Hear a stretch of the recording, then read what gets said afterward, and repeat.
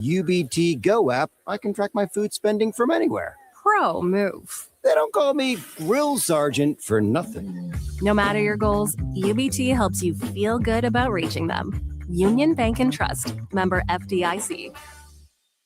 A membership with John Henry's will fast-track you to front-of-the-line service, seasonal tune-ups, and far fewer unexpected moments. That means no breakdowns, no waiting on a call, and no nonsense. It's consistent care that prevents small issues from turning into big bills. Join the Comfort Club and get VIP treatment 365 days a year with 24-hour priority response, member-only discounts, and peace of mind on your home's most expensive systems.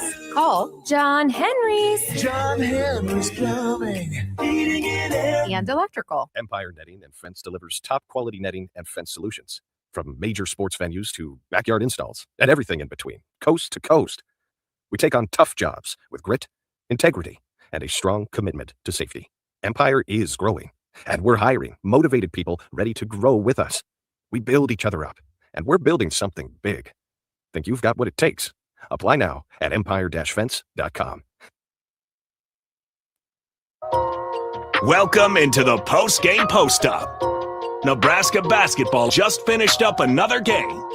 Hustle down to the block and get position. Shot clock to 7. Hoiberg missed.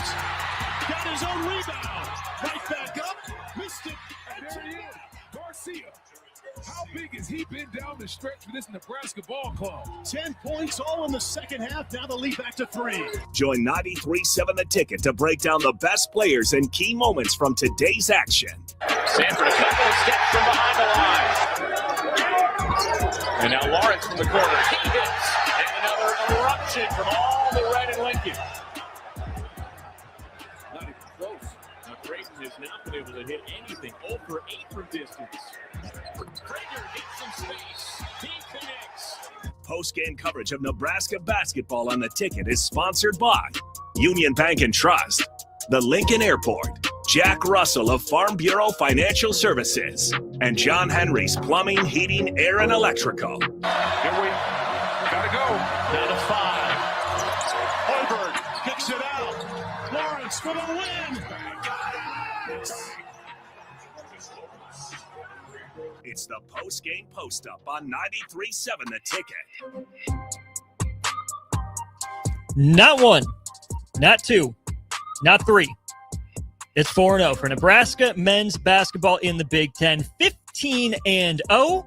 The run continues. Now 19 straight wins rattled off by Nebraska men's basketball. Welcome in. It is the post-game post-up 93.7 The Ticket and theticketfm.com. I'm Austin Orman.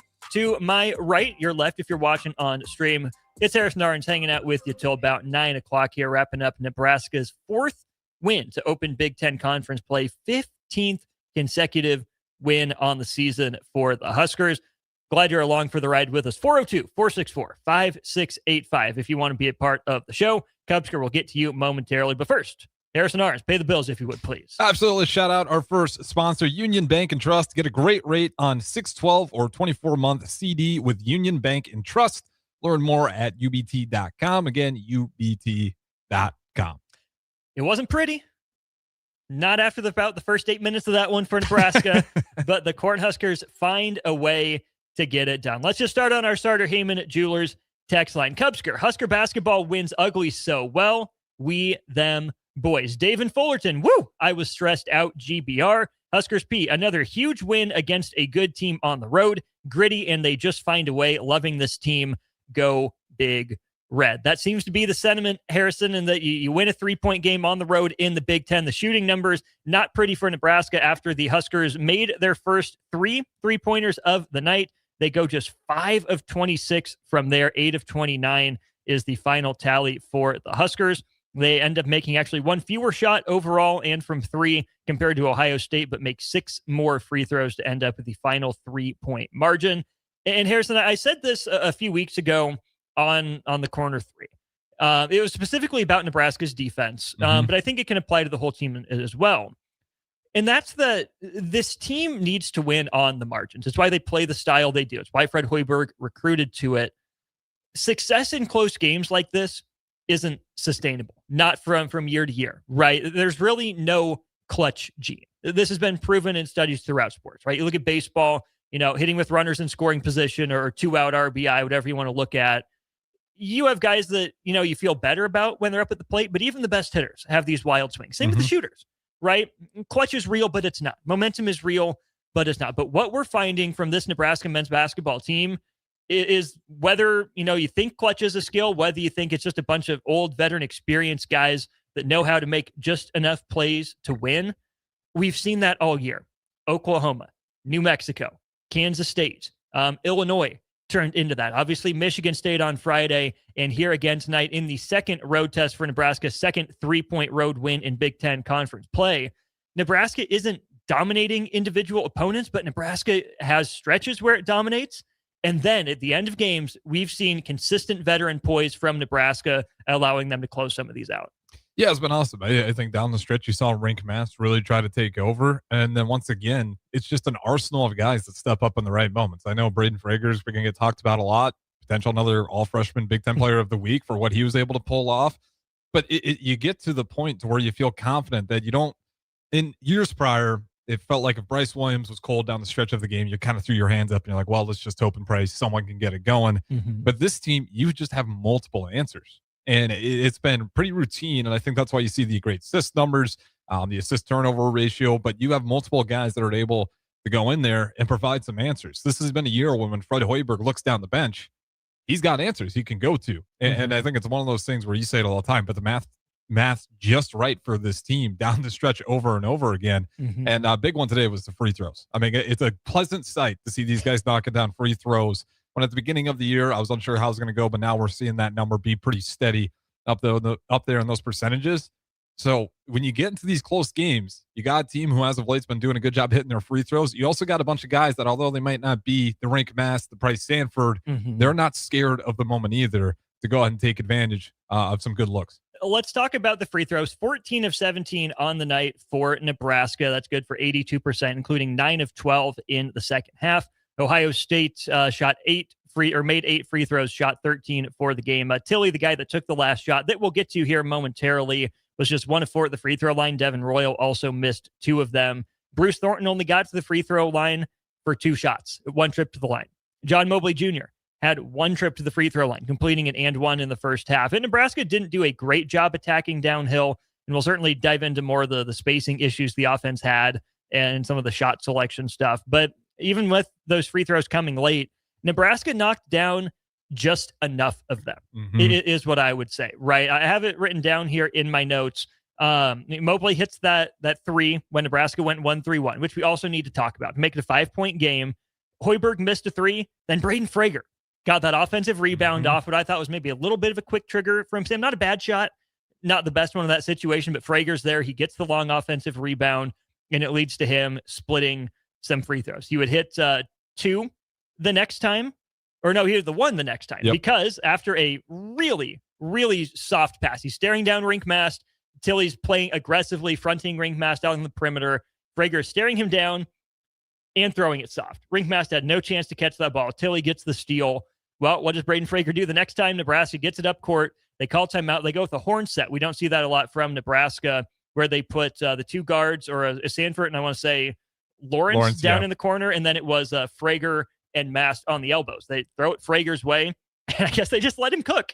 And he converts through some contact. Not the prettiest possession, but certainly a pretty result for Nebraska as they move to 15-0, 4-0 in the Big Ten, 72-69 the final. 89-85 says, time to call him bleep. Yeah, Frager, Railroad, or Matt. The mayor, coach of the year. Frager, Big Ten freshman of the year. Huskers getting that first tourney win. Go Big Red. Let's have the Braden Frager conversation. 2 games in a row. It's becoming a thing now. Frager actually ends up the 3rd leading scorer on the game. Mobley led everyone with 22. Thornton had 16. Frager led Nebraska with 15 points off the bench. He was 6 of 9 overall. Missed his 2 threes, but did hit 3 free throws. Had the 6 rebounds, the 2 assists, and that 1 turnover in 24 minutes of action. Harrison, it's kind of funny to see Nebraska rely on this kid that was in the program last year, didn't play, took his redshirt year late in the game, right? They throw it his way late in the game. He's on the floor in these crucial minutes. Against Michigan State, he was on the floor late as well. Now, he hit the 3, led to the freshman mistake with the technical. Nebraska trusted him to play through it and the guys around him to get him through it. Same sort of thing tonight. Nebraska was up, and then Ohio State took its first lead about halfway through the second half. Frager's on the floor pretty much from that point on with some offense, defense, subs. He's playing through it. And Nebraska goes to him. They trust him to create a shot against, a former Nebraska prep product in Amari Bynum. The confidence that Braden Frager has in himself is known, right? His teammates always talk about that. His head coach talks about that. But the confidence that Nebraska has in Braden Frager is what's really striking to me. And it's not going to be perfect all year. He's disappeared sometimes. But when Nebraska's needed him in these most recent conference games, as a freshman in his first action, Braden Frager's delivered. And I don't know the last time I've seen Nebraska have this level of legitimate confidence in a freshman. You can throw Bryce McGowan's out there if you want to. I would say, what else did Nebraska have? Right? Even if they were that confident in him, it was also kind of by default. This team has other options. And yet Braden Frager is a legitimately viable choice for them. Yeah. And, early on in the season, you heard some people talk about him, watching the practices before the season start, and they're highlighting his game like, he's pretty good. He might be a factor this year. And I even underestimated that because to start the year, you started to see him pop up more and more. And now we get to this game after an impressive game versus Michigan State, a tough road game, quick turnaround. Ohio State is nothing to scoff at, a very solid program up there. And once again, just not scared of the moment. It's incredible. And then athletically, I think he does add a little bit to this team. If we always talk about the athleticism, maybe not as high as other teams, but what he was able to do, and on that ridiculous finish that I know you mentioned earlier, you see some of that athleticism with him. And it's another matchup that we can throw out there where Braden Frager, if you're not ready for it, he'll catch you off the dribble, and he's got the athleticism to finish over the top, and he's showing that he's got some really soft touches around the glass as well. So, for his game, you like what he's doing, starting to go down in the lanes, but that if he can get that three-point shooting number up as well, he's going to be a 3-level scorer. You don't see a whole lot of mid-range from him, but the few times he's done it, on Nebraska's team, to be fair. Yeah, I don't know how much of that Fred Hoiberg's offense. There's a lot of mid-range jumpers, but it's just awesome to see. And again, it really gives you some slack where you don't have to rely on Bryce Sanford having an amazing night or Rink Mast, although often he does have pretty good nights. And that's the problem we've seen in years prior, where it's falling apart when one or two guys aren't able to get it going. The depth of this team and the connective tissue of this team is what's going to keep allowing this team to win games. You see it time and time again. When you get a new group out there, they don't play a wildly different style of offense. It's still that Fred Hoiberg branded basketball. This is the most identity this team's had in a very long time. And it is top to bottom. You see a really good collective of what does this team want to do? Yes, Braden Frager, freshman, you will see some of those mistakes, but more often than not, he makes up for it on the next possession. 402-464-5685 if you got anything on your mind. Rick from Wahoo, as the band Steppenwolf says, enjoy a magic carpet ride. Crowbait says, not a basketball fan and don't want a bandwagon, but might have to start tuning in. We saved a seat for you, Crowbait. Don't worry about it. You can hop on. There's plenty of room, right? Tickets are only going up in price as Nebraska continues to win. But that's the thing, Harrison. When I read a text like that from Crowbait, not a basketball fan, but don't want a bandwagon. Number one, don't have any shame about it. If you're a Husker fan, hop on in, enjoy this team. But it's that identity that I think is easy for fans to root for and to hop in on, whether it's a bandwagon or you're, long-suffering Husker fan going full Shawshank, let the rain come down on me, whatever. It's okay to believe in this team. It's okay if you've been agnostic on Nebraska basketball. It's okay if you've been, atheistic, thinking, there is no God for Nebraska men's basketball. Maybe you've been a true believer the whole time. Enjoy it, right? Like what Rick from Wahoo said. It feels like a magic carpet ride, but it also feels sustainable, right? Nebraska's still riding that high. And with every data point, we have to continue to believe that this team is what they're showing us they are, right? You are what your record says you are. Well, Nebraska's undefeated. And there are enough people out there in other media landscapes, they're going to say, oh, well, it's just Nebraska. It's going to come crashing down. Look at their close game luck, which, to be fair, I just mentioned. But this team continues to find ways to win. They're fun. They're easy to root for. They're not selfish. They're not just jacking shots. They're not just playing street ball and trying to get their own numbers and just happening to win on the side. Fred Hoiberg has constructed a team that Husker fans can be proud of, and I think is a fantastic entry point for someone like Crowbait who might not be a basketball guy. If you want to see a team that has a lot of the little things down, that needs to do the little things right to give itself a chance in games, that plays a smart style of basketball, a veteran style of basketball, there's no shame if it took till win 15 for you to jump in. Maybe it takes, win number 16 if that's on the road at Indiana coming up on Saturday. If that's what it takes to jump in, do you? But this team is one to believe in whatever form or fashion. Oh, 100%. And then in the Big Ten, we see it just about every year. You look at the home records of these Big Ten teams, and unless we're talking about the worst two Big Ten teams, the majority of these Big Ten teams dominate at home. Their home course, those are, regardless if you're playing a very good Illinois team or a good Ohio State team, or say down the road we play a lesser team, nothing against a school like Northwestern, who's very good as well, but those are tough to come by. When you can rob those road wins, especially on a Monday night where it's not the weekend, there's not a ton of energy in the place either per se, those are tough to get. Anytime you get one of those, you never apologize for it. It's the same thing I had to go with my Chicago Bears. It's like, well, you guys keep getting lucky. Who's sitting in the postseason right now getting ready for playoffs? Well, some of those other teams who were maybe had some good starts, yada, yada, yada, impressive finishes, but didn't win enough games. Anytime you can get a win, I say about all the time, you don't apologize for it.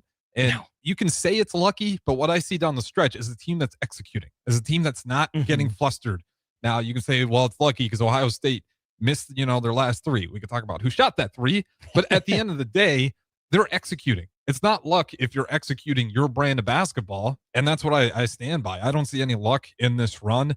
Yes, somewhat of a magic carpet ride, but to your point, this is sustainable. I don't have any reason to believe that the magic carpet ride is going to end anytime soon. When you talk about execution late in games, let's have a little bit of a Rink Mass Price Sanford conversation. This will take us up about to the top of the hour. Then we'll be with you till about 9 o'clock, wrapping up this one for Nebraska. Rink Mast and Price Sanford combined 23 points. Okay, not bad. Not everything you want, but you can live with that. But it came on 25 shots. They go just 8 of 25 overall between the two of them, 4 of 15 from 3, and only shoot 3 free throws. But you talk about late in games. Harrison, when Ohio State took the lead for the first time, I think it was 51-50. What did Nebraska do? They cleared out. They gave the ball to Rink Mast against Tilly at the top of the key. Let him go to work. He drops home a hook shot. Nebraska's right back in front. Crazy. Okay. Athletic hook shot as well. Right. he dropped it in. Nebraska went to their guy. He paid off their faith in a couple nights in a row now where he's struggled from 2, right? I don't know if I would say that Rink Mast has a deep bag necessarily. I think he has more of a pocket when it comes to his offensive post moves. The lack of ability to get off the ground. He plays outside his frame a little bit. And that's nitpicking for a guy that isn't as important to Nebraska as he is. But Rink Mast in isolation scoring is not exactly a walking bucket. He has his moments, but it's not necessarily his strong suit. But what did Nebraska do? They trusted him. They went to him. They knocked it down. The other moment then comes from Price Sanford. Nebraska's just kind of, putzing around. They're up 60-58 at this point. Not really in control. It's going back and forth. Mast gets downhill, gets his shot altered by Bynum, I think, gets the rebound of it, misses the layup. Through a little bit of traffic, but one that you expect a Division I Big Ten big man to finish. He misses it. He taps it out. There's 3 Nebraska players closer to this ball than any Ohio State player. It ends up right with Price Sanford, who's like 3 feet behind the 3-point line. Bounces right to him, knocks down a 3. Wasn't a perfect swish, but he knocked it down to put Nebraska up then by 2 possessions at 63-58. And I know that, there are a bunch more points scored after that, but in those 2 important moments where, Ohio State just took the lead, Nebraska got off to a hot start. Yeah, the fans are ready to light that place up. Absolutely, and start getting loud. Especially if that possession ends after the 2 missed layups. Yep. Maybe Ohio State goes down and scores, they have a good possession, whatever.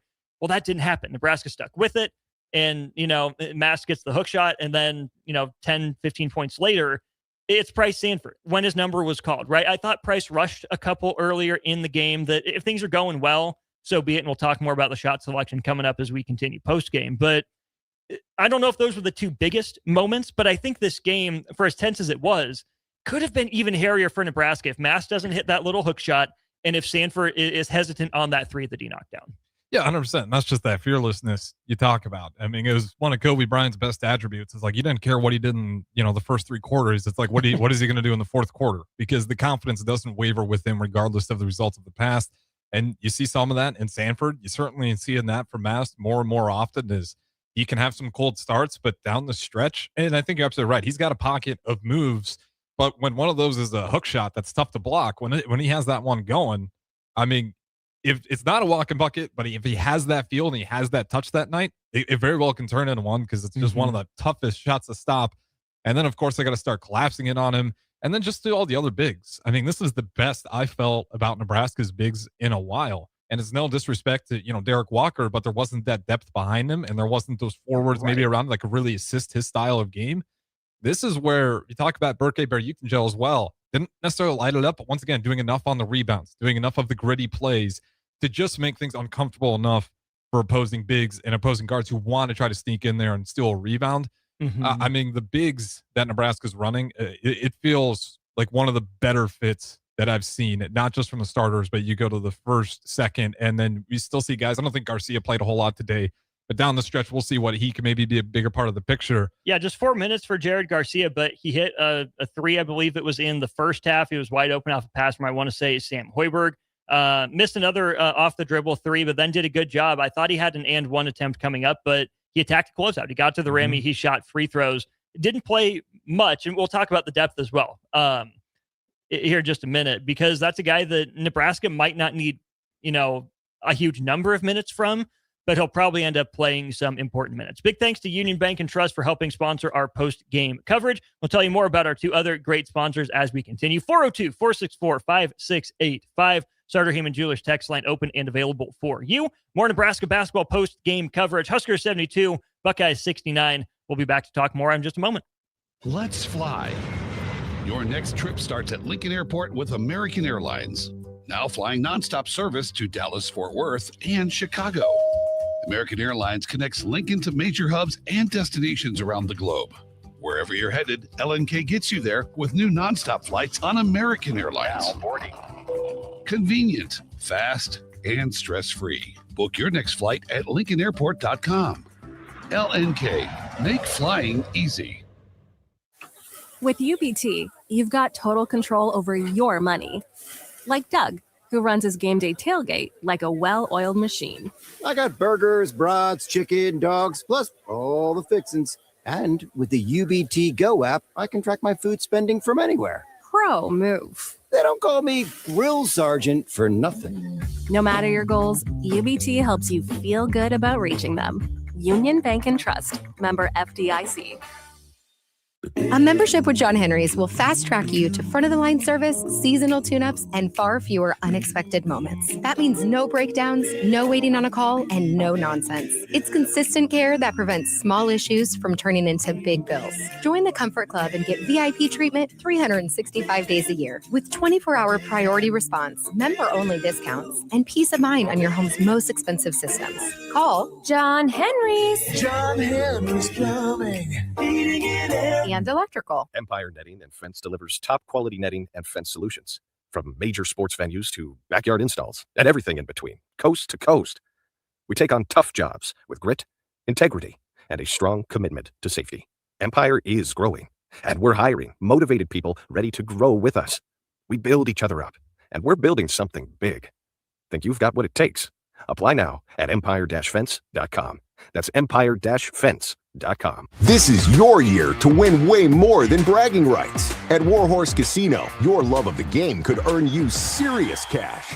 The Pro Football Frenzy is free to play with cash prizes all season long, like up to $1,000 weekly, with your chance at $1 million, all while earning tier points and comp points every time you place a sports bet. Only at Warhorse Casino. Wagers may only be placed on Nebraska-based teams when played outside the state of Nebraska. Must be 21 or older to gamble. Gambling problem? Call 1-833-BET-OVER. Winter is just around the corner. Is your vehicle ready? Don't get left out in the cold. At A1 Automotive, we prep your car for whatever winter throws your way here in Nebraska. For battery checks, brake inspections, tires, heaters, whatever your car needs to keep you and your family safe on the road, we've got you covered. A1 Automotive, always honest answers. In a world where Wi-Fi battles rage and bandwidth is never enough, one family dares to connect it all. Work from home, influence all day, stream all night, and game to win. Deadlines, downloads, and dance-offs, all happening under one roof, flawlessly. Can your internet provider do that? Fiber fuel your household at allofiber.com/all-in. Get rid of pesky critters once and for all with Bats to Rats. Their expert team is here to help you reclaim your home. No more sleepless nights caused by crawling critters or flapping wings. Bats to Rats ensures a safe environment for every family member. Check the website at batstorats.com for amazing offers. And if you mention this ad, you'll receive $10 off your initial inspection cost. Call Bats to Rats today at 402-781-8691. That's 402-781-8691. Bats to Rats. Big value and big flavor meet at Wings and Rings thanks to the all-new delicious Duo Combo. This is the one you've been waiting for. Get one half-sized appetizer and 2 entrees with a side for only $19.99. Bring a friend for the best deal in town on any day of the week, during game time, or whenever the heck you want. Their made-to-order wings and chicken sandwiches are waiting for you at their 68th and O and 40th and Old Cheney locations. Stop by Wings and Rings and celebrate every day with the best meal deal in town. Now back to the post-game post-up on 93.7 The Ticket. Post-game coverage of Nebraska basketball on The Ticket is sponsored by Union Bank and Trust, the Lincoln Airport, Jack Russell of Farm Bureau Financial Services, and John Henry's Plumbing, Heating, Air, and Electrical. It's the post-game post-up on 93.7 The Ticket. That it is. Welcome back into coverage of Nebraska men's basketball. Huskers beat Ohio State 72-69, moving to 15-0 on the season, 4-0 in the Big Ten. Also undefeated, the service from John Henry's Plumbing, Heating, Air, and Electrical, proudly serving the Lincoln, Omaha, and surrounding areas. John Henry's can assist you with any service like electrical maintenance, installation, or repair. Call today. The number is 402-809-1159 or go to jhlincoln.com. Another important number for you, 402-464-5685. 3615 says, nice win, Huskers. We have 6706 saying, great win and a great season for Nebraska basketball. Fred has had a very long leash after 7 years, finally, doing very well. Do you think Nebraska should give the same leash to Matt Rule? I don't know. I think that's a question for another time. It's an interesting thought exercise. Maybe if we have time at the end of the show, we can circle back to that one. Huskers P. Sam Hoiberg is such a hard worker. His influence is everywhere all game long. Didn't he tip that ball to Sanford for that 3? I think Sam was one of the guys in the scrum. I think it was Buyukengel toward the top of the key, Sam on the wing, and then Sanford in the slot. So I think he was around there, but I'm pretty sure, I want to say it was Frager was the one that got the tip. Maybe I'm confusing my It was a collective pile up that inevitably pushed the ball out that way, is the way I'd call it. Absolutely. It got to him somehow. But yeah, not to minimize the impact that Sam Hoiberg had. 8 points on 3 of 7 for him, 9 rebounds and 4 assists. Actually led Nebraska in both rebounds and assists. He continues to make his case as one of the most underrated players in the country. In fact, let me go to my Twitter profile here. I retweeted this today. So Brian Ralph, who writes for Basket Under Review, said, my favorite thing from today's column, there are 8 players in the country with an assist rate over 22%, a steal rate over 3%, and an offensive rating over 133. 6 of the 8 are potential All-Americans. You've probably heard of them. Cam Boozer, Boopy Miller, Bennett Sturts, Taman Lipsey, Tyler Tanner, and Jaden Bradley. The other 2, Conrad Martinez from High Point and Sam Hoiberg from Nebraska. The development from Sam Hoiberg has been absolutely incredible, right? You get the gritty, hard worker, film buff moniker when you're a coach's kid and you're 6'1", you're on the floor as a white point guard in the Big Ten, right? We know that that's just going to naturally come. But I said it over the offseason. I said it again to start the year. Even, I think, against, who was that, North Dakota? I want to say when we were doing postgame, if Sam Hoiberg does the little things, he can be on the court. And that's how he has to make his living. But the open things for Sam, knock down the open threes. Well, guess what? 2 of 4 tonight. You can live with that. The miss late wasn't my favorite attempt, but he's open. He's feeling it. So be it. He's rebounding. He's sticking his nose in there, as he does, right? 4 assists as well. He's handling the ball, taking on a bunch more responsibilities in that role. Oh, and by the way, he also did a very Sam Hoiberg thing and had 2 steals. He was a plus 11 in his 35 minutes on the night. The one issue that I had, and I brought it up with DP, as he was going to the free throw line. I said, sophomore Sam hits the free throws. Junior Sam doesn't. Free throw line has been a little bit of a bugaboo for him. He had a chance to extend Nebraska's lead back to 2 possessions. He missed the front end of a 1-1, which Nebraska obviously prevailed, so it didn't end up hurting Nebraska. For as many of the little things as Sam Hoiberg does right, I still pick some nits with his late game free throw shooting, but that's not to minimize the fact that Nebraska needs him on the court because he's running the point for them and being a pest defensively. Yeah, one of the things he's done so well is, like, if you go back, 2 years ago, you really saw it. Last year, you still saw it. Like, he used to be a guy that we talked about with turnover issues. And I think a big part of him that's changed is he's just being a lot more aggressive and not looking to be so passive. He's still not taking a ton of shots, but when he does go to the lane, feels like now he's looking to score. And if it's not there, then kick out. It felt like in years prior, because, he being a shorter guard, obviously, he had some blocks where he wasn't seeing him coming and he get blindsided, and it's, a tough block, maybe kills your pride a little bit. And then you're second thinking yourself every time you're in the lane. This year, you see a difference with him where if he has that lane, a lot of times you'll see teams just kind of fall asleep, not fully respecting him. He'll take advantage of that. And then if it's not there, then look to pass. It felt like in years prior, it was, I'm just looking to penetrate to create the passing lane as opposed to really thinking about getting to the lane. And now this year, I think that's the biggest development. Obviously, putting some strength certainly helped him out in that regard. But now you're seeing a guy that is being a lot more direct offensively. He's looking to score, not there, then we'll kick it out. And I think, like, as small as it is, that's just been a huge difference in his game. And then when it comes to the free throws, maybe it is just the muscle mass he put on, trying to recalibrate that. But I think that's simply like one of the biggest changes. He's just more aggressive. He's not going to take and force shots, but when it is there, he's not second guessing himself. He is going to look to score, then pass, as opposed to in years prior, it felt like it might have been the reverse. To your point as well, I mean, not taking a lot of shots. This year, Sam Hoiberg is taking 13.5% of the shots when he's on the court. So that's, quick math, one in about 8 shots, give or take. Once every 7 or 8 possessions, he'll shoot it. Last year, it was lower at 9.2%. As a sophomore in 2024, 10%. Actually, when he was a freshman in 22-23, got on the court at the end of the year, he was shooting about 13.4% of the shots when he was on the court. But the turnover rate, right? Sam's development into that guy running the point for Nebraska, allowing Jamarcus Lawrence to move kind of off ball into that combo guard role. Of course, Jamarcus will slide over at times, but Nebraska's really like to feature him at the 2 for the most part. Sam Hoiberg, as a sophomore, when he really got on the floor for extended minutes, had an 18% turnover rate and a 10% shot percentage rate. 11.6, percent of the possessions Nebraska had ended with him. He turned it over essentially 1 in every 5. That's not good. In last year, even more minutes, right? He goes from playing just under half the minutes to a little bit over half the minutes. His turnover rate was 23.5. This year, sub 10%. That's huge. Incredible turnaround. The growth from Sam Hoiberg as a game manager, as a ball handler, as a point guard has been incredible. He's shooting 35% from 3. It looks like this is updated. 11 of 31 from 3 on the year. Again, not huge volume, but Sam Hoiberg shooting 35% from the free throw line and, hopefully closer to 80% from the free throw line as the year goes on. He's right about 70% right now. Is the valuable player that we've seen for Nebraska. Let's go back to our starter Heyman Jewish text line.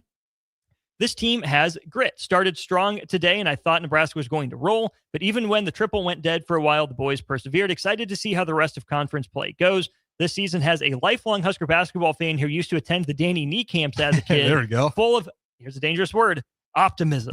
Go Big Red. Yeah, lean into it. Lean into that optimism. Lean into that hope. Lean into that fun. Was in a family group chat as well. Not going to name names, but one of the people said, they're having fun watching this Nebraska men's basketball team. I said, fun? What has this been fun since the first half U8? It's been torturous seeing Ohio State just crawl back into it. But of course, Harrison, a little bit back and forth early. Nebraska scores, I think, 12 points in the opening 4 minutes of the game. And at one point, they got up 27-13. It was 27-17, I believe, at the U12. Which is huge on the road. It's not great to stall out later, but who knows how far that gets away if you start out cold in that road environment. I mean, if it's, let's say instead of 27-17, it's 21-17. Totally different ball game there at the end. You can't complain about when you get hot. Whether it happens at the start, whether it's in the middle 8 minutes or at the end of the game where Nebraska ended up making enough plays like we talked about to start the show. You just got to be hot when you're hot. It's always nice to send that opening salvo on the road. Nebraska got open looks from 3. Nebraska got open looks at the rim. And Ohio State missed a few, But really, Nebraska put on a clinic offensively against a pretty mediocre defensive Ohio State team. Not a great unit, not a great outfit. So I was actually a little bit impressed with the way Ohio State responded to that. It looked like after those first 8 minutes or 12 minutes or so, Ohio State's like, oh, yeah, we're more athletic than these guys. They got up in Nebraska's grill a little bit more. They pressured the ball. I also thought Nebraska's spacing was a little bit off because I thought Nebraska got a little hesitant offensively after that opening stretch. I don't know if they got shell-shocked. They certainly got punched in the mouth by some athleticism from Ohio State, who was going downhill and getting up in their grill. I think that's a lot of it was just the recalibrating because they were starting to get pretty handsy as well, like really pushing off. And I think it just took them a little bit to feel out that defense because you certainly saw a little bit of hesitation. But again, I think it was just that recalibration of Ohio State. Again, they're like, we're the more athletic team. What are we doing stepping so far back on a team that we know wants to attack us from the 3-point line? And I think that was a lot of it. And it took a little bit for those guys to adjust. Yeah. Nebraska doesn't have many guys still that can just put their head down and beat someone to the rim. Maston Tilly got half a step, but couldn't quite get him on his back hip. Sam Hoiberg can get a paint touch. Demarcus Lawrence is being guarded by some guys that are comparably athletic to him. Kind of struggles. Price Sanford, more often than not, needs a screen unless he's going to do some sort of magic to step through and get all the way to the rim.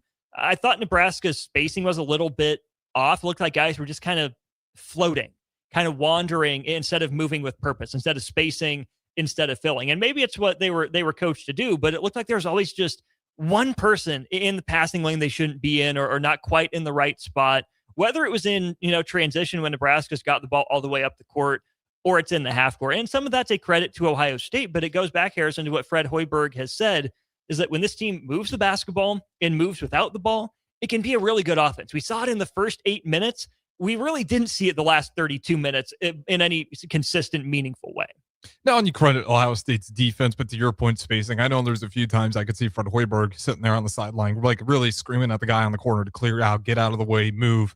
Couldn't tell you exactly what he was saying, other than he was giving a lot of hand motions, telling his guys to get more active and start moving. But, you credit them for winning another gutsy game like this. I mean, it's nice. We've won games where it's going to be a high scoring affair where we're both in the hundreds. You held Michigan State to the lowest point total they've had all season outside of your Blue Devils, which I mentioned on the last show, but you hold those guys to 55 points. And then you get in another game with Ohio State where you're seeing Nebraska basketball be able to play. It's the same brand, but it can go in two different ways. It can be a defensive struggle or it can be an offensive shootout. And the one thing that we haven't quite seen yet is a on-fire offense that hasn't cooled off and a defense that's really keeping the team down to low totals. But you like the fact that, whether it's a low-scoring game, high-scoring game, they're just finding ways to win. And they know what seems like which buttons to push depending on which way that game's going. And, I think a lot of that, you got to give Lenzer a ton of credit. I mean, the defense, this team's bought in defensively. Yeah. And, you can correct me if I'm wrong. I know you watch a lot of college hoops. You're hard-pressed to find teams that rotate better defensively than Nebraska. This Nebraska team has probably been the crispest, most consistent rotating team I've seen under Fred Hoiberg and Nate Lenzer. I think they have to be that good because it's really their only chance defensively. I will also say they've probably gotten away with some mistakes. The teams still aren't shooting that great from three against them, which again, some of that's in Nebraska's control by the types of passes they're forcing, the caliber of shooter that the ball is ending up with. But it seems to me like teams have either forgotten that the skip pass exists against Nebraska, as soon as someone gets that going, or it's Nebraska's hand activity that Fred Hoiberg touts, right? Nebraska doesn't have the shot blocker, right? Even when Nebraska did last year, and a guy like Braxton Mia, they didn't use him in that role necessarily. Sure, credit Berke Boyukton, Joe. I mean, Nebraska's got a 9.2% block rate defensively, I want to say. It's pretty much, smack dab in the middle of college basketball. So it's not like Nebraska's not blocking shots, but it's not a feature of the defense. Nebraska's not just isolating a guy at the rim and saying, we'll let you challenge him because we'll take our guy to win their fair share. Maybe teams start shooting better from three against Nebraska. Maybe they don't. Right now, teams are shooting just 30% from three against the Huskers. I really think a big part of it, I mean, it sounds stupid, but in college, you see it a lot. That skip pass, a lot of teams are scared to do it or they're worried about the turnovers. We'll run into a team eventually down the road here. Obviously, I think Iowa's going to be one of those teams that just swings it across that 3-point line, certainly Michigan, but there's going to be some teams run into that are going to start taking advantage of those skip passes. And that's the ultimate test of how well can your defense rotate when it swings all the way across the court. We have yet to see a team really execute high-level passing on that perimeter when Nebraska's rotating out. Like, they're just passing it to the next guy over every time. And that's a lot easier for the guys to keep running with. But as soon as, that's kind of the challenge I'm waiting for is when we meet another elite passing team. I thought Winthrop might provide that challenge, but you didn't really see too many any skip passes in that game either. But a good passing team, I think those are going to be the challenges. Not so much athleticism. I think we do a good job really demanding a ton of help down there, especially if they go baseline. But when we meet a team who's got elite passing, who's able to really take advantage of what Nebraska likes to do, I have no reason Nebraska can't figure it out in that moment. But I think that's going to be the next challenge that we haven't fully seen yet. Well, every defense will let you have something. Unless you have the 5 best one-on-one defenders anywhere, you're going to give something up. You're going to have to step over and help at some point. Indiana could be that. That's another team that likes to shoot a lot of threes. And then from there, I mean, maybe Michigan. That's not a team that's overly dependent on the 3 ball. Illinois with their second look at Nebraska, that'll come up in just under a month to start February. There are teams that will certainly test Nebraska when it comes to that realm. Let's stick on the defense here. Obviously, the headliners for Ohio State were their 2 dudes. It was John Mobley Jr., who led all scorers with 22 points, and Bruce Thornton, who had 16. Thornton, some of those came in garbage time. Even Devin Royal caused some problems at times. Not overly surprising. His matchup was Price Sanford for the most part, so Royal took Sanford into the mid-post and kind of went to work a few times. But the biggest thing for me coming into this game, Harrison, was how would Nebraska respond to John Mobley Jr. and to Bruce Thornton? Those are 2 of the best backcourt players, maybe, I don't want to say the best backcourt tandem in the Big Ten, but I am dangerously close to They're saying up there that. at the very least. They're really good. I mean, John Mobley Jr. has an absolute burner on him. 5 of 13 from 3 tonight. Not his best shooting performance against Nebraska, but certainly good enough. But 22 points, and you made him take 18 shots, only let him get to the free throw line 1 time. That's huge. Nebraska did what I expected and started Sam Hoiberg on him. Problem with a guy like Mobley is it really only takes getting clipped on 1 screen or getting 1 step too far down in the paint to help, and he's got range. He's got consistency. Dude is a knockdown shooter, lightning quick as well. Doesn't need much time or space to get shots off. I didn't think he played his best game, but he made enough shots to keep Ohio State in it. Same thing with Bruce Thornton, who is a dude. Just full stop. 6'2", 215, threatening for 50, 40, 90 every year, 16 points. But again, Nebraska made him shoot 12 shots. He goes 2 of 6 from 3, only that 1 trip to the free throw line. Did have 5 rebounds and 7 assists, and only 1 turnover in 37 minutes, right? That's a dude that's on the court constantly for Ohio State. Both those guys are really good. On paper, you absolutely, give Thornton and Mobley the matchup advantage over Lawrence and Hoiberg or Jacobson or maybe even Frager, who got the Thornton assignment at some times. Nebraska wasn't great on those 2 guys. They didn't shoot it, perfectly. They kind of took over and got Ohio State back into that game. That's always going to be a challenge. I mean, Bruce Thornton at times looked like Terrence Shannon Jr., did for Illinois, right? The Euro step into the lane for a 2 on a kind of scooping layup was pretty impressive. Mobley hit a couple movement threes that were just sick. Like, not much you can do. You were there pretty much on the catch. You still just rose up and shot it. Nebraska wasn't horrible on those 2. They're going to get theirs. But, I mean, 14 of 29 overall, 7 of 19 from 3. Decent numbers. Those were clearly Ohio State's 2 best players, but neither one of those guys went full takeover mode. Nebraska did just enough to hang in there, even though I would say they're at a disadvantage in the backcourt. Yeah, I mean, to your point, they did just enough. Unlike Nebraska, they had 0 points off of their bench, and their other role guys, they needed more performance from those 2. And that's, I think, going to be the game for Nebraska a lot of times. You got to identify the best players. Can you stop them enough? And then it's going to be up to that opposing team to what does your depth look like? Can other guys step up in those moments?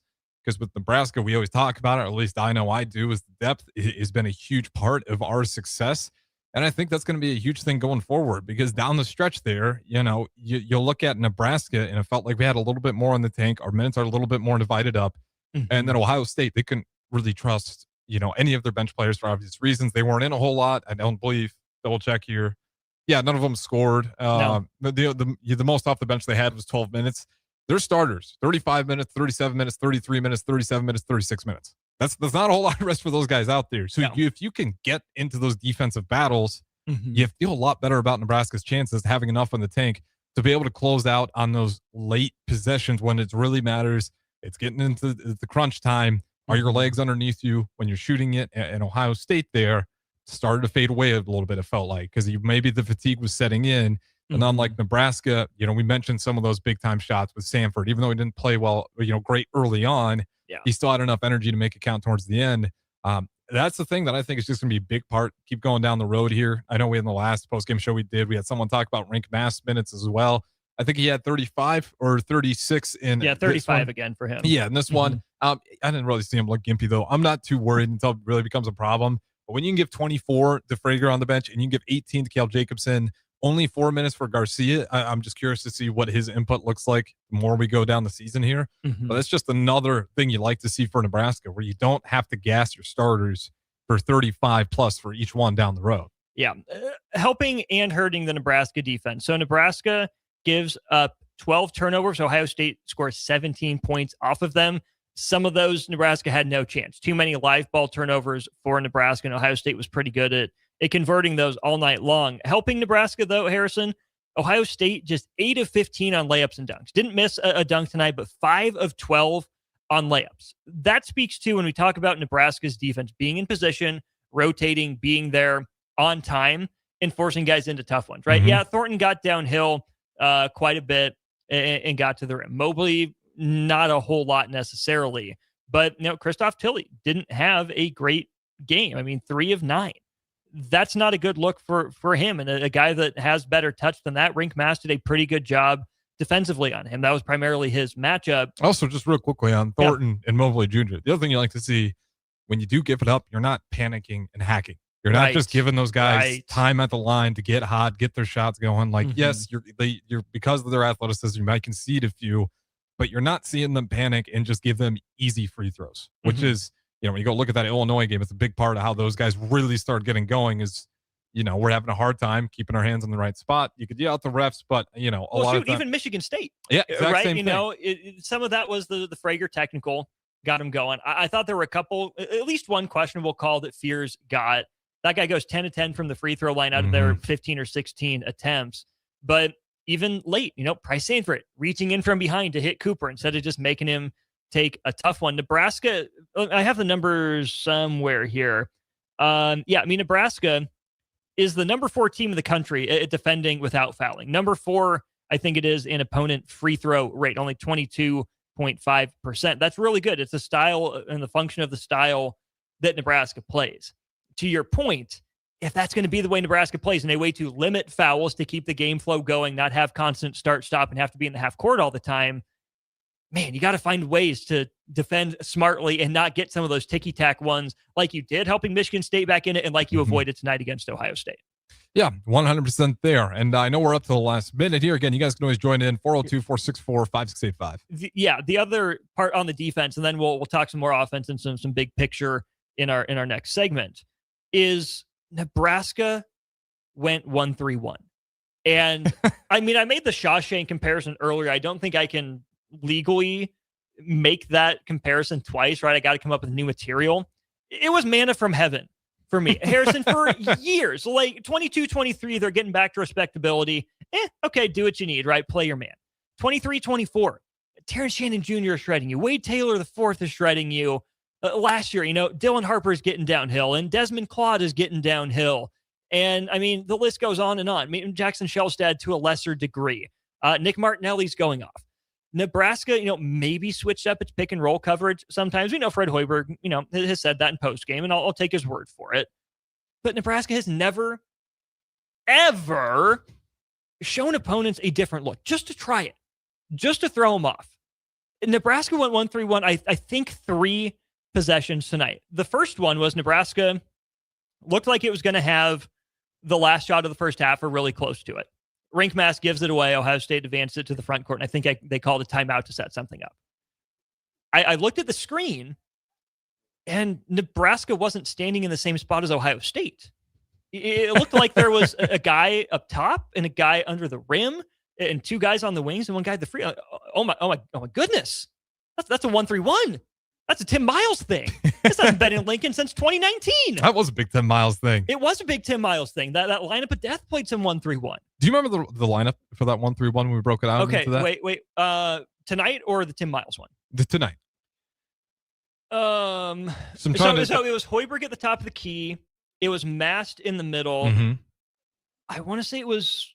They put Burke behind Mast? No, because you have a guard at the bottom because you've got to run baseline. I want to say it was Frager and either Jacobson or Berkay. Okay. I'll have to go back and watch it. I was just floored by the fact it wasn't hand-to-man for a second. And Nebraska ends up getting to stop Ohio State's a little disconcerted. I'm like, okay, wow, that's pretty cool.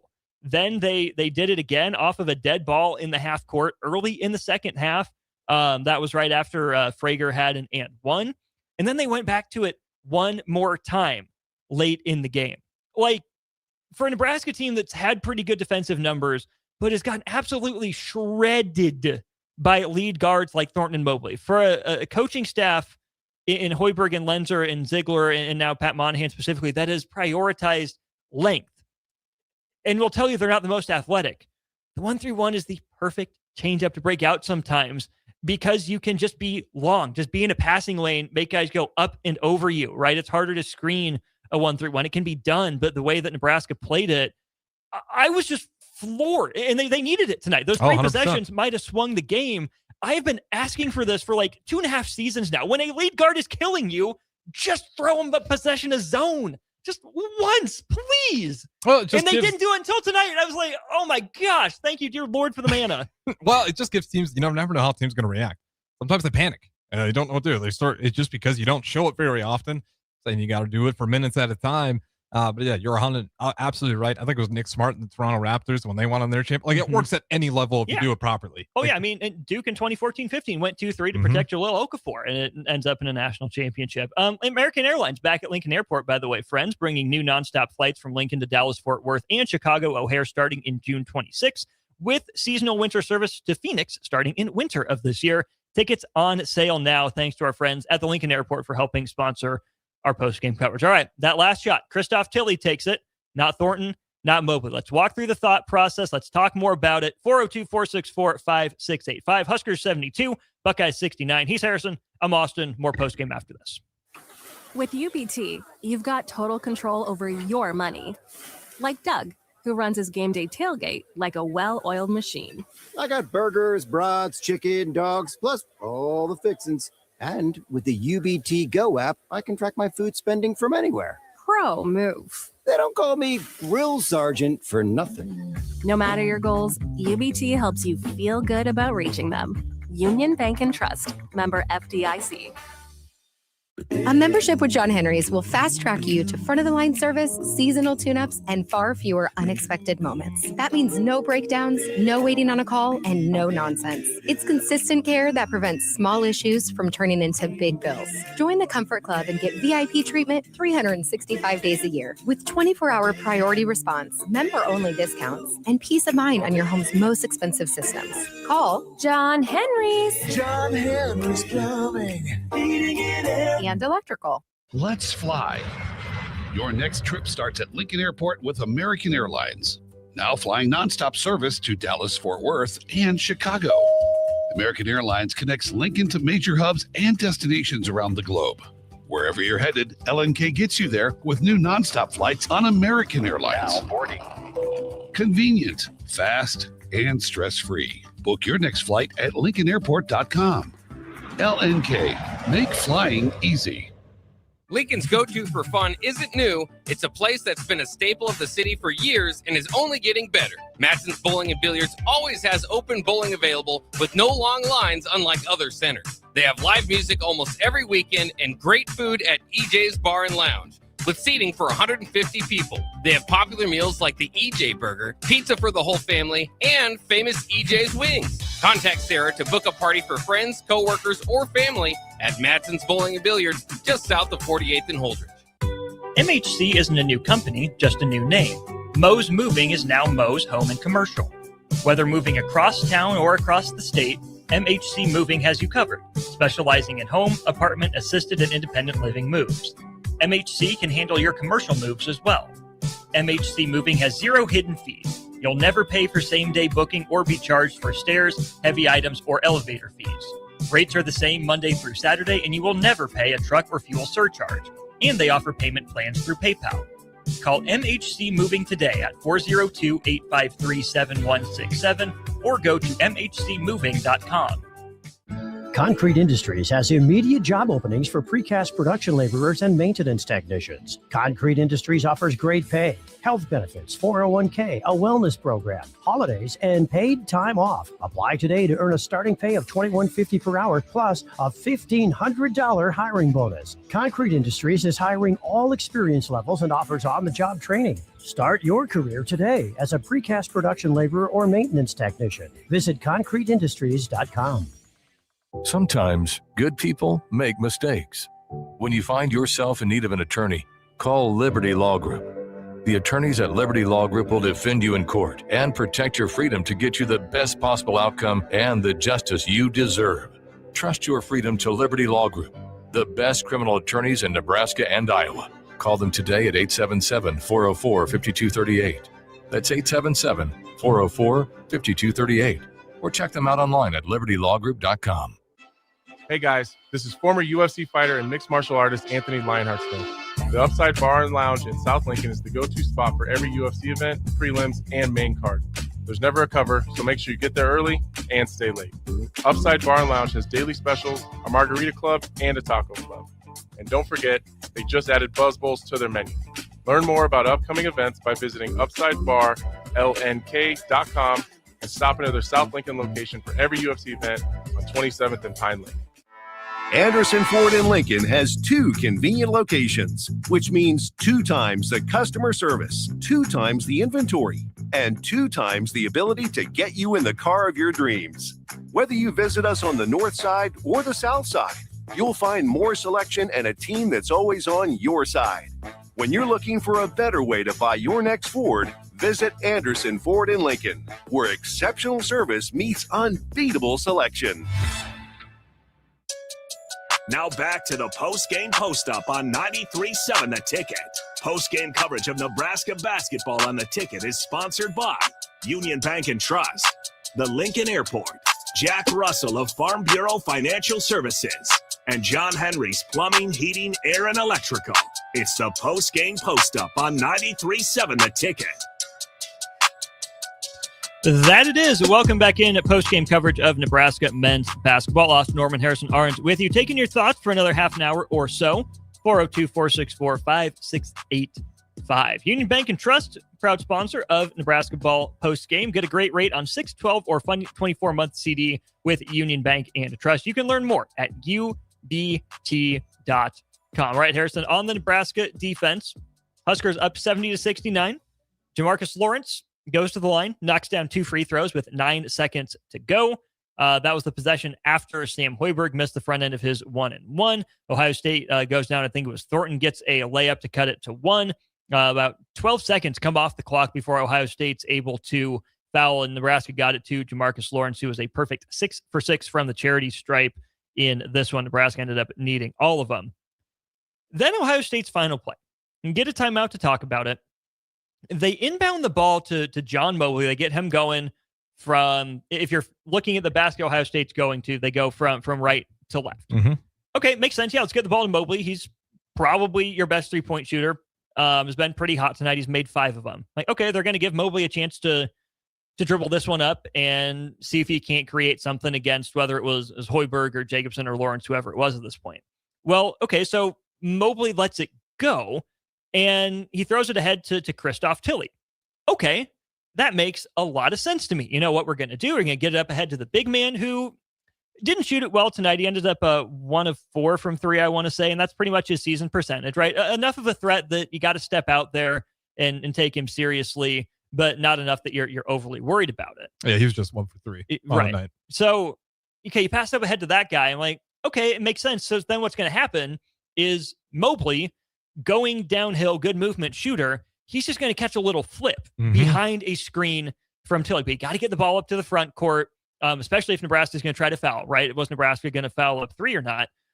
I don't know what the play call was, but normally in that situation, if you see a guard chuck it ahead to a big like that, it usually leads to that little dribble handoff or a flip. Yeah, usually waiting for another action off it, especially with that much time. Especially with John Mobley. Yeah, you got one of the best Leading movement scorer, shooters. 5 made threes, and to your point, great movement shooter. I assume that's going to be a flip back to Mobley. Now, here's the reason potentially until he said not to do that. When you're down by that and you're banking on a 3, you've got to shoot it about when Tilly did, right? I mean, 5 seconds is probably when Mobley would have gotten it off had he flipped it back to him. Tilly shot it about 7, which did give Ohio State more of a chance for the offensive rebound. Mm-hmm. But you're not planning on needing an offensive rebound. You're planning on the shot going in. And the guy with the better chance to get the shot to go in is Christoph Tilly. Because the second part of that action is as soon as Tilly sets the screen, he turns, he goes to the rim to try to get the rebound, is I think what should happen, right? Just toss a grenade up ahead, toss it right back, release it toward the rim. That's what I saw going down. I'm not sure if that play was designed for Tilly trying to be too cute and catch Nebraska off guard. Maybe Tilly, who's been a very heady player, right? Kind of rink mask. I would say maybe more Ugi Drusevicius in him in terms of his scoring ability. Not the best passer, but can step out on the perimeter and shoot a little bit. Maybe they got too cute. Maybe they wanted to do something different, catch Nebraska off guard. But do you think he was maybe getting he just foul? panicked. On the shot, like, you think he was going to get fouled? Because that was in here with all in. And I looked up at the last moment. I couldn't tell if he thought we were going to come and foul and he maybe get an easy, quick attempts at the line. Maybe, but it looked relatively natural when he shot it, at least on first watch. So maybe he thought the defense was up close enough that he could get a foul call. Maybe, in fact, from Ashland, Nebraska's very own Kip Kissinger, who was on the call for this game in stripes tonight. But yeah, I am not surprised that they wouldn't have given it to Thornton, who's a good shooter, probably better going downhill. I'm surprised they didn't draw something up for Mobley or say, hey, this guy's taking the last shot for us. He has hit some absolutely ridiculous ones throughout the course of his career. And he's a young kid. I think he's just a sophomore. But Harrison, this is an Ohio State team that played tonight and just game flow wise had a very similar game to what it's had before. Had North Carolina on the ropes, let the Tar Heels back in it. Mobley hits a big one late in that one. Defense doesn't come through for them, right? Ohio State's up on the road at Pitt. They find a way to lose that one, and then a conference loss to Illinois before tonight. So some stats just about Ohio State, because in the position that Ohio State's in, 10 wins on the season, but still lacking a quad 1 win, you got to give the ball to your best player, don't you? And live with the result, whether that's Thornton or Mobley. One of your two best guys, one of your backcourt guys. Ohio State has now lost at Value City Arena in Columbus 18 times since the start of 22-23. That's from Isaac Trotter. And that's in a Big Ten where you talk up home court advantage all the time. 18 home losses in 3 seasons and change. How about this? Ohio State against power conference opponents. 1 win by 7 points, 1 win by 4 points, 2 wins by 1 point. 2 losses by 1 point, lost tonight by 3 points, and 1 loss by 8 points. An average of a 3-point margin against power conference opponents. Ohio State is currently even in those matchups in terms of point differential. They're 4-4 in those games now. Man, in a moment where you have a top 10 team coming on the road and you don't give the ball to probably the best shooter on the court at that time, that's why I'm not a huge Jake Diebler believer. I like the roster. I'm not sure he's the coach for the job. He took over after they let Chris Holtmann go. He got the interim tag, and they really never went through a search process or any extensive search process. They just gave Jake Diebler the job. And I don't want to toot my own horn. And Jake Diebler's probably forgotten more basketball than I'll ever know, right? I'm not trying to say I'm some basketball expert, in that realm. He knows his team better than I do. But to have those two guards seemingly be let down by their head coach, not giving them a chance to tie the game and send it to overtime, on top of those other losses, man, what a missed opportunity for Ohio State. Counter that with this. Nebraska, off a win over a top 10 team. Now, Nebraska's third straight win over a top 10 team, 2-23-24, and then Friday against Michigan State. Into the top 10 itself for the first time since 1966. I don't know how well you remember 1966. I don't remember it very well, if at all. -3 years, so not great. Yeah, exactly. So it's been 60 years since Nebraska has touched the AP top 10, coming off a court storm at home win in an incredibly emotional game. And Nebraska starts hot, and Nebraska finishes hot. What a display of veteran resolve and playmaking by Nebraska to go into the home environment of a desperate team and come out with a conference road win. Yeah, it's incredible. Again, I think it just shows the connectivity of this team and the belief that they have in their head coach and the belief they have in each other. I mean, on the opposite side of maybe what we thought about the last plays for Ohio State, Nebraska basketball, you feel really good anytime Fred Hoiberg calls a timeout. Like there's not very often times you come out of a timeout and you're disappointed by whatever they drew up or whatever they came up with on the sideline. And when it comes down to the stretch, you just feel good when you have a coach like Fred Hoiberg there, who in the past has shown, whether it's out of bounds plays or just last minute situations, here's what we want to do. And even if it doesn't go in, we've put ourselves in pretty good scenarios to at least give ourselves a chance to win the game. And when you go look at Ohio State, I mean, that's bizarre. They were showing graphics throughout the entire game about, their one possession losses and how many. It looked a little bit like the 2019 Huskers. Why was it the best 3-9 team? Right. But you just see a team that doesn't seem like they know what they want to do when it gets down to a critical key moment. And it should be easier for them. Yeah, because they got guys. Yeah. I mean, we're looking at Mass Sanford, both great players, not as athletic. They cannot just simply go create their own shot the way that, maybe Ohio State's two best players could. Right. There's a significant difference in athleticism. So we need some actions to kind of open each other up, but we still managed to execute that. Excuse me. Got too excited there. Better than what Ohio State has been able to pull off. So it's kind of shocking when you look at that roster. They have some dudes, but it's been a rocky road for Ohio State. And I didn't realize last year that home record was also as bad as it was. An Ohio State team that, again, I feel has been let down a little bit by its head coach. And last year, I think it was more the front court as well. They went through just a wacky experiment with Aaron Bradshaw, Kentucky transfer, Sean Stewart, Duke transfer. And I'm thinking there was one other guy in that front court. Starter Heyman Jewelers text line 402-464-5685. Fred Hoiberg has these boys playing light out. Love the show, fellas. Go Big Red from Gus Mohawk. I'll say this, Harrison. I'm going to push back and say I'm not sure Nebraska's playing lights out. This hasn't been flawless basketball. And maybe that's unfair because if we pull up the handy-dandy Ken Pomeroy rankings, Nebraska, it has updated, is number 21 in the country per Ken Pom with a net rating of plus 22.8. If you look in the Big Ten, just ahead of Nebraska, you have Iowa at number 17, Michigan State at number 15, Illinois at number 8, Purdue at number 4, and number 1 is Michigan. The Lytics, the numbers, not as big a believer in Nebraska as the record. I think there's plenty of stuff that we can nitpick with this Nebraska team and issues that could come back to bite it, right? I mean, Nebraska shot it well from 3 against Michigan State, came back to earth a little bit for this one against Ohio State, made just enough, right? Free throws, Nebraska made just enough down the stretch, but they don't get there a whole lot as a team. Nebraska actually kind of dominated rebounding tonight, 38-29, 30 defensive rebounds and 8 offensive rebounds for Nebraska. Which is, I got to say, that's been a big part of these wins lately, is they've actually been doing a pretty good job in the rebounding battle, which is, I know a lot of people were maybe concerned about heading in, but I want to say versus Michigan State, we won that battle as well. And now this game, you win it by a significant margin.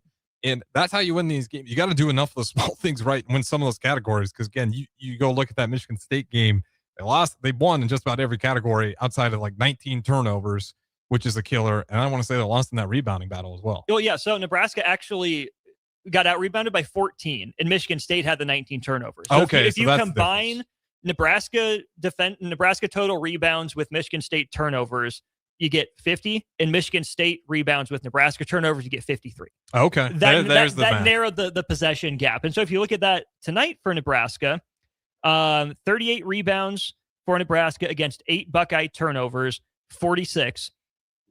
12 Nebraska turnovers to 29 rebounds for Ohio State. There's 41. And some of those turnovers were what kept Ohio State in the game, especially early when Ohio State came back from its large early deficit of 14 points. It was off the turnovers. I wrote it down here. Yeah, just in the first half, I think it was that Ohio State ended up with 11 of their 17 points off of turnovers. 11 points off turnovers in the first half for Ohio State. that kept them in it, right? That's why Nebraska couldn't quite slam the door. And again, nitpicking, but without that true lead guard, you're going to absolutely put the ball in his hands late in the shot clock. Ringmaster will get his pocket picked, right? It happens from time to time. He's not loose with the ball necessarily, but he'll cough it up. It happens when you have the ball in your hands that much, right? Nebraska's guards, too, sometimes they do still get lost in the trees. Not nearly as much this year as they have in years past, but it still happens. Nebraska's still on the year a pretty well above average turnover rate as an offense. They take good care of the ball. I mean, only a 13.7% turnover rate. But really what it comes down to then is, can Nebraska manufacture enough offense in the half court, especially in these late game situations where it is a little bit more start-stop? Will Nebraska continue to hit free throws? And can Nebraska get that one final stop? I would argue that Nebraska, hasn't put together a complete game in a while, but it's hard to do in the Big Ten. Guess what? The other guys are on scholarship too. Guess what? Other teams have advantages that they're looking to exploit against Nebraska. And yet, despite some of these issues that we're talking about, Nebraska is 4-0 in the Big Ten for the first time. Nebraska is 15-0 for the first time in school history. First time to sweep the non-con since 1928. 1929. Almost 100 years. Literally. So regardless of what I might think could come back to bite Nebraska, that might come back to bite Nebraska, it might not. The Huskers are winning. And that is a credit to them that they haven't put together a full, complete 40 minutes of crisp basketball, and they're still finding ways to move to 4-0 in the conference and 15-0 overall.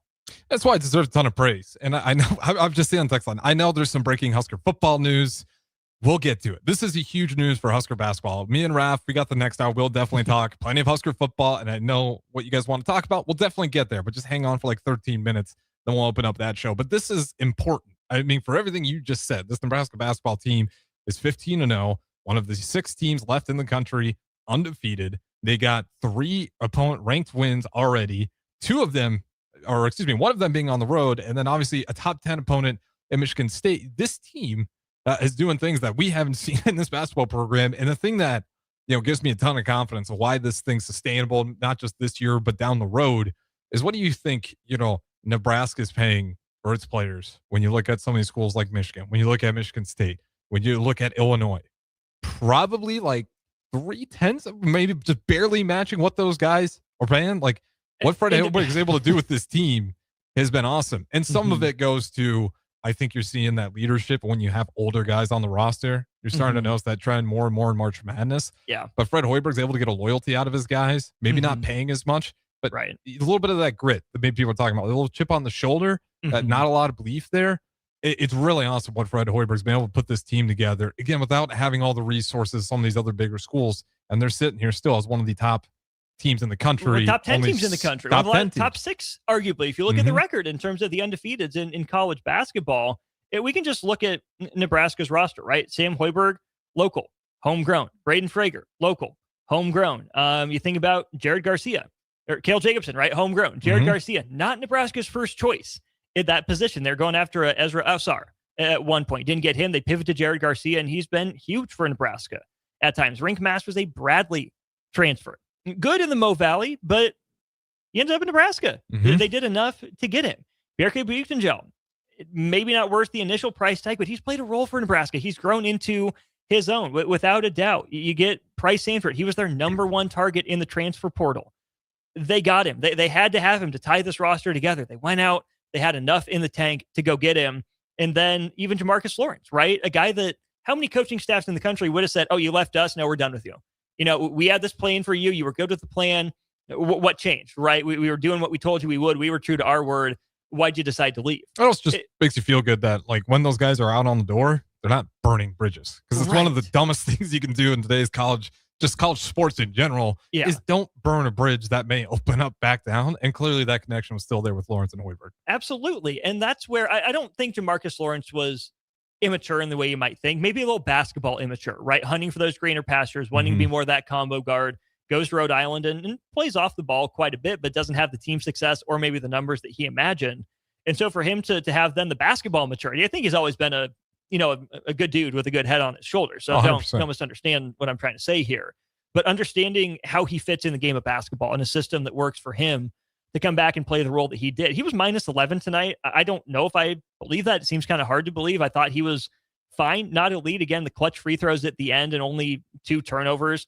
I thought Jamarcus Lawrence was probably better than his plus minus. Well, I think he was in that stretch where we started coughing it up quite a bit before the end of the first half, and he wasn't necessarily involved in a lot of it. He only, what you said, 2 turnovers on the night. Yeah.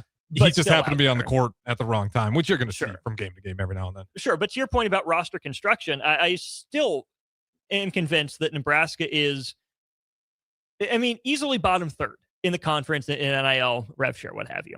Might even be bottom 3, not just bottom third, bottom 3. And we've had this conversation enough. I don't want to dive fully into it about, football gets all these resources. Does football and Matt Rule deserve the same leash, or should we yank funding from football? I don't know. But Fred Hoiberg got creative. Fred Hoiberg changed his tune, and it's paid off in bigger ways than I'm sure Nebraska fans ever could have imagined. If Nebraska was 11-4 right now after this win over Ohio State, Husker fans would be like, okay, yep, we're back on track. This team has a really good shot at it. I think February and March are going to be fun. The goal is usually 20 is what we say around here. Generally. And we're at 15 with a lot of ball left to play. Absolutely. Your 4 conference games, you got 16 more opportunities just in the regular season, and so with the resources he has and doesn't have, it speaks to, I think, Fred Hoiberg's development as a coach in a lot of ways of relearning what it is he's targeting out of the transfer portal. High school recruiting is another story. I still think that needs to pay some dividends for Nebraska. They've lost a lot of dudes from their high school recruiting classes. They still haven't really developed a front court player that they've gotten out of high school. It's been portal almost exclusively for the big men. In fact, outside of like Oleg Koyanets for a little bit, it's been pretty much transfer portal. A lot of JUCO guys as well that we're bringing Blaze in here. Cadas of the world. I think Andrew Morgan was He was a North Dakota State guy. That's right. But again, North Dakota State, decent summit program, not top dollar. Juwan Gary fell out of the rotation at Alabama. So power conference guy, but wasn't, hugely sought after. Bryce Williams, Charlotte transfer. Casey, JUCO guy. Derek Walker at Tennessee, but kind of buried on the depth chart. Fred Hoiberg and his staff have gotten so good at knowing what fits their roster. It didn't work last year. I think last year was a bunch of them convincing themselves that it would work. And then this last offseason, Harrison, feels like, okay, we tried that. Let's maybe get some more assurances. Guys that we know what we're going to get from them. And, sure, we'll work with them. We'll try to bring them along as best we can. But it's not a bunch of projects. It's not a bunch of dudes that if this breaks right, if this goes right, if he does this, we can be good. It's, hey, these dudes are going to give us this. We know what the floor is going to be in a general sense. When we work with them, the ceiling's going to raise. Yeah, it's awesome. And then you see that work with them for this year, the next season, keep them back, keep working with them. And then obviously you're going to have some people come and go, but you're starting to see the fruits of the result. We talked about the tremendous growth of Sam Hoiberg, and obviously being on his father's team, there's always the chance he may go somewhere else, but he was the guy that was going to have to really develop, and he's shown that. And as the older he gets, the better he gets. Rink Mass, despite the injury, he comes back. He's been with the staff for a while. You never get with him. We talked about Jamarcus Lawrence. Welcome. See ya. Welcome back. Would love to have you. And he knows what the offense is supposed to look like. And I think that is the key of a lot of college basketball today is how much of returning players can you get? Can you get guys that know the system, that know how to play with each other? Because you get some of these other teams, like, you can even look at a school like Ohio State, where, yes, some of those guys have been there before, but collectively as a team, maybe you got some new faces. And when it gets down to those critical moments, does everybody know what they're looking for? And I couldn't tell you on that last possession if they did. With Nebraska basketball, unless it's a crazy turnover, an unfortunate turnover, they usually get into something that they at least wanted and they're at least aiming for. And I think that's just a huge thing of what Fred Hoiberg has been able to do. If I don't have the money, if I don't have all the resources, which I'm not going to blame Troy Dannon or anybody else in the past, because it's not like, I think, one All-American in our history. So I'm not going to say they needed to hand us a bunch of money there. But I think it's a really good way that Hoiberg's built this team is like, we'll just have guys that are smarter at playing basketball than a lot of these other teams. And you're seeing the result of that a lot. And that's, 15-0. There's your result. I can tell you, I don't know what I'm looking at when it comes to my plumbing, my heating, my air, and my electrical, which is why I trust the good people at John Henry's. They proudly serve Lincoln, Omaha, and surrounding areas. They can assist you, like me, with any service like electrical maintenance, installation, or repair. Call today, 809-1159, or go to jhlincoln.com. Just a couple minutes left here, Harrison. Let's look ahead for Nebraska men's basketball. Huskers will stay on the road. They have a few days off. They'll have Tuesday, Wednesday, Thursday, and Friday before their next away game. This will be an 11 o'clock Central tip-off against Indiana. Hoosiers, a pretty solid team in their own right. I got the Ken Pom page back up in front of me right here. Indiana not far behind Nebraska at number 21. Indiana is down at number 28. About 120 offensive rating and 98.8 defensive rating. This is a team that's going to bomb away from three, and you might have heard listeners, if you were chatting with us, me and Tom Chattel, right about 6:15 or 6:30. Indiana's head coach is Darian DeVries from Iowa. He's a Hawkeye guy, was also on staff at Creighton, and Tom has told me that DeVries had the Nebraska scout every year for Creighton. The man does not like the University of Nebraska. I don't know what they did to him or what they didn't do to him. This is an Indiana team that, like Nebraska, is going to get the shots up from three. They like to bomb away from distance. They have lost 3 times already this year. They lost at the barn to Minnesota, lost a barn burner to Louisville, and then dropped a game to a desperate Kentucky team. That was just a couple of weeks ago. Does it look like Iowa, where it's not necessarily looking for the best one in the shot clock, but we're just going to keep launching and try to win that number game at the end? I haven't watched enough Indiana to say for sure, but I'm sure for a guy that comes from, I think, the Fran McCaffrey and Greg McDermott tree, Nebraska ought to have a pretty good idea of what they're going to do. Led by Sam Houston State transfer Lamar Wilkerson in a lot of ways. He went for darn near 50 earlier in the year. Tayton Connerway in, and of course, Tucker DeVries, coach's kid, is a wing 6'7", 225 senior. Really good player, all Big 12 player, or at least was on track for that before the shoulder injury. 2-time All-Missouri Valley guy at Drake. We'll fly on out of here thanks to the Lincoln Airport. American Airlines is back at the Lincoln Airport, bringing new nonstop flights from Lincoln to Dallas-Fort Worth and Chicago O'Hare starting in June of 2026, with seasonal winter service to Phoenix starting in the winter of 2026 as well. Tickets on sale now thanks to our friends at the Lincoln Airport. Nebraska 72, Ohio State 69. Huskers 15-0 overall, 4-0 in Big Ten conference play. He's Harrison Arns. I'm Austin Norman. Don't go anywhere. Raf's Good Take on Sports comes your way next.